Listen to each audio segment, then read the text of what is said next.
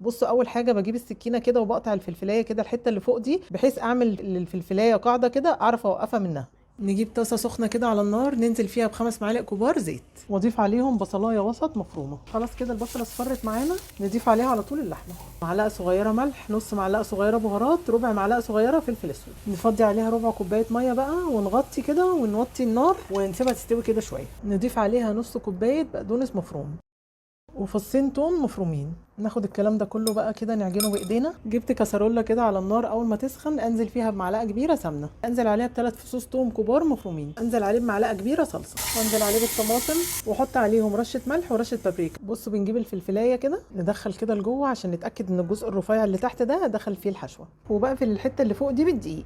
بصوا الزيت يا دوبك يسخن بس، وانزل بالفلفل. بصوا ممكن نقدمه كده، دي طريقه التقديم التانية. شايفين شكل الفلفل؟ روعه، تحفه والله العظيم تحفه.